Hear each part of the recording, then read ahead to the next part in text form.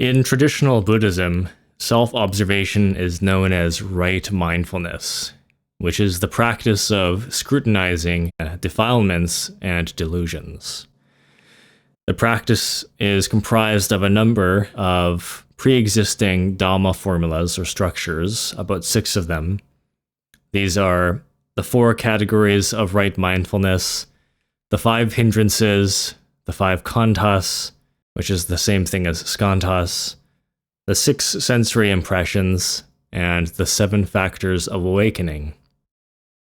Each element within each formula having its own specific remedy for removal.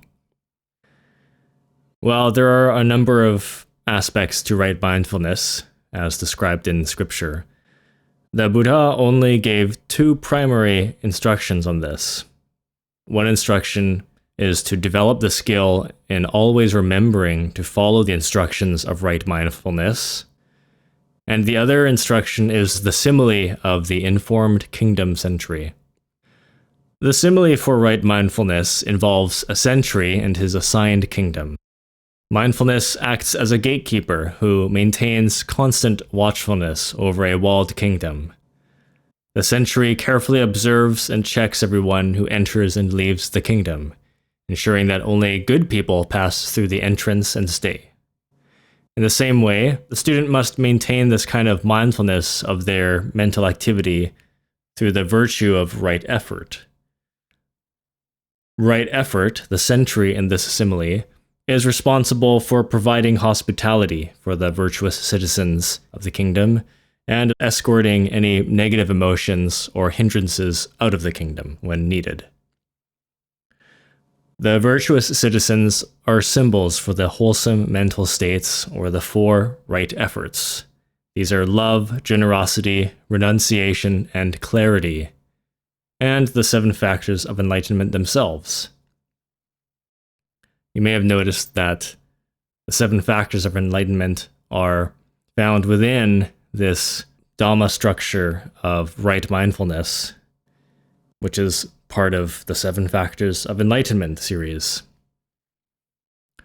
Those who are not allowed entrance to the kingdom are the 5 hindrances: anger, greed, laziness or depression, restlessness, and doubt. This process of observing, recognizing, and disarming should be carried through with all negative impressions. I say disarming because the mere observation of a defilement is only part of the complete teaching of mindfulness. And many times, that's all we need to weaken the negative emotions or thoughts we're experiencing. Just a keen self-awareness and a returning to the present moment. But the full practice, however, is taken a step further, with other exercises like prayer, mantras, and of course meditation, in order to further diminish negativity. This practice of mindfulness is comprehensive in that it includes both the prevention of arising defilements as well as the cultivation of virtue. These categories are the body, feelings, which pertain to sensations in general, sensations, emotions, mental impressions, physical sensations. The mind, which pertains to thoughts, mental impressions, memories, and Dhamma itself, which is called Dhamma Vichaya. So getting started with the body is one of the strongest aspects of ourselves that we identify with. Most of our self-concept comes from the way we look, so we build a personal character who has a particular style, way of dressing, hairstyle, body type or appearance, facial features, sound of voice, and way of walking, and we convince ourselves that this is who we are. And what do you know? This is not the truth. To become aware that the body is not the self is to maintain mindfulness of the body in relation to the teaching of anatta or non-self. And just as important, mindfulness of the body also entails the awareness of essential bodily functions like our heartbeat, breathing, digestion, and all the various sensations our body feels. When we are very mindful of the body in this way, we are aware of how fast we are talking, how fast our heart is beating, how we are breathing, whether or not we are experiencing some indigestion, how we are walking, and other things like our stance and eye contact with people. And what about physical sensations? Bodily sensations have two polarities. They are either pleasant or unpleasant. So it's how we receive these sensations that matters. Mindfulness of bodily sensations requires that we develop emotional detachment. We have to stop indulging in and craving pleasant sensations, and we must eliminate strong feelings of aversion toward unpleasant sensations. Likewise, we should also not become attached or repulsed by our body image. One effective way to develop this non-attachment is to become aware of the impermanence of the body. Everything about it, its appearance, strength, health, sensations, are temporary. Many unpleasant sensations, for example, are very transient and pass just as soon as they come. So we shouldn't feel so much anxiety toward the body or dismay either when we experience various kinds of atrophy. And at the same time, however, since this is part of the middle path, mindfulness also entails that we are not negligent of the body, so we must take care of it properly. Gone are the days of severe asceticism. Boredom that sometimes arises due to a lack of physical sensation is another emotion that we have to overcome. Boredom is another negative emotion that can be meditated on, but this is something that generally dissolves over time when we get used to our routine of providing service on a regular basis, because there are many things to do as a student of Dharma. So with practice, it is possible to become emotionally detached from bodily sensations. The next element is feelings, or vedana.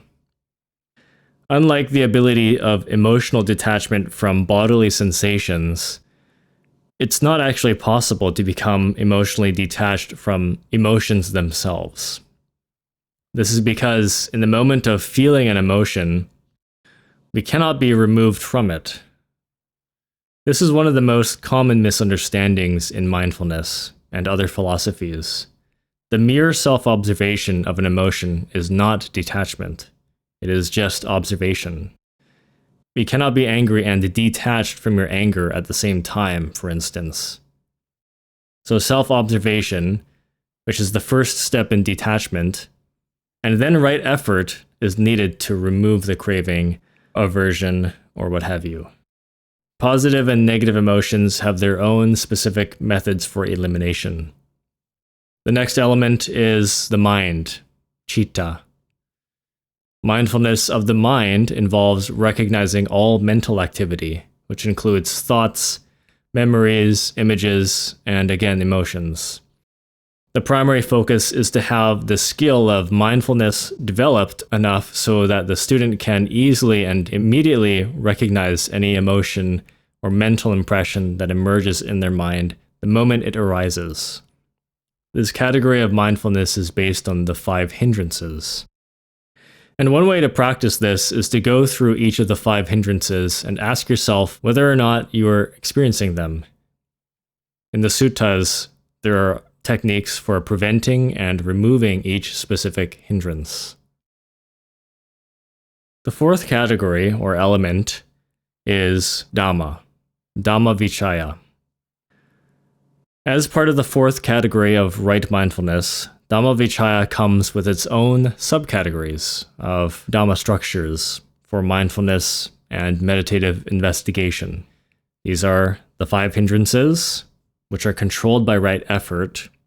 Again, the 5 hindrances are anger, greed, sloth or depression, restlessness, and doubt. There are specific techniques for preventing and removing the 5 hindrances.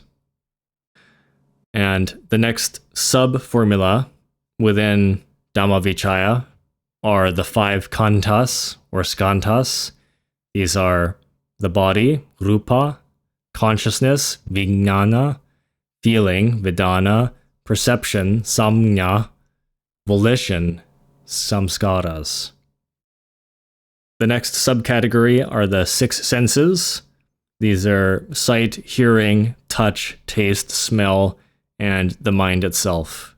So the mind is the 6th sense, and that includes impressions, mechanical impressions, conscious impressions like intuition, thoughts, memories, and so forth. And the last subcategory of right mindfulness is the 7 factors of awakening itself. And the simile for the 7 factors of awakening is about a garden that represents our mind. Our mind is full of weeds and defilements. We need to take the defilements out. We need to remove them by extracting the weeds, by weeding, removing the weeds from the roots, not just cutting at the base of the plant, but deeply removing these weeds, these strong defilements or defects, and replanting what then looks like a blank, empty garden with new plants, new vegetation, beautiful flowers and things. And these beautiful flowers and vegetation represent the 7 factors of awakening. And among these 7 factors are forthright efforts. Really, the 7 factors and the 7 wholesome mental states can be summed down to 3 virtues that are sufficient for eliminating the worst mental qualities of the human condition. So the 4 right efforts are generosity. The opposite is something like greed. Renunciation, again, its opposite is greed. Love, its opposite is hatred. And clarity, its opposite is delusion.